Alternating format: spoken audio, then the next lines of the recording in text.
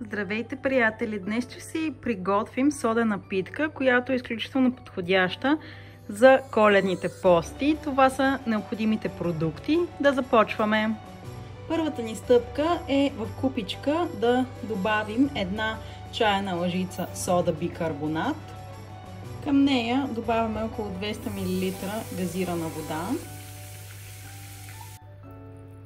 И след това погасяваме содата с една чайна лъжица оцет, в случая ябълков, но няма значение, просто за да се избегне този соден вкус накрая.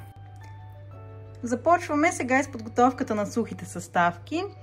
Пресяваме си брашното, като аз реших да използвам пълнозърнесто брашно. Така и така питката няма да се надуе кой знае колко, тъй като е содена, затова реших да бъде здравословна. Може да пресеем брашното няколко пъти, за да вкараме повече въздух и за да може да стане по-въздушна нашата питка.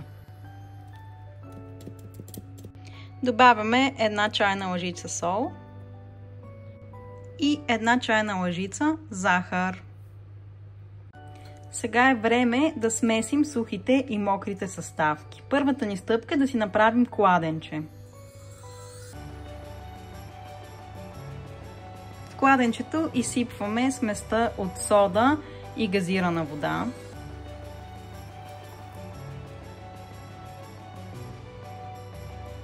И добавяме 2 супени лъжици олио. Разбъркваме всичко, докато умесим хубаво тесто. Добавяме, ако има нужда, още олио или още брашно. Реших да добавя допълнително 1 бак пулвер. Докато месим, по стар български обичай, може да наричаме за здраве, благополучие и щастливи мигове. След като сме приключили с месенето, оформяме си една топка, покриваме с нещо и оставаме на страна за около час. Ето я и престоялата питка след около час престояване покрита. Сега може да отделим част от нея, ако искаме да оформим някакви фигурки, а останалата част поставяме върху кухненска хартия в тава за печене и ще печем на предварително загрята фурна на 200 градуса. Украсихме си питката с произволни фигурки, кръстче и 2 сърчица и сега ще я поръсим малко с сусам.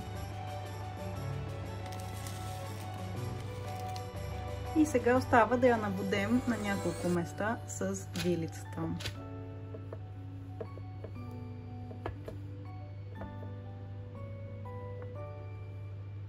Сега я слагаме в предварително загрята фурна на 200 градуса за около половин час.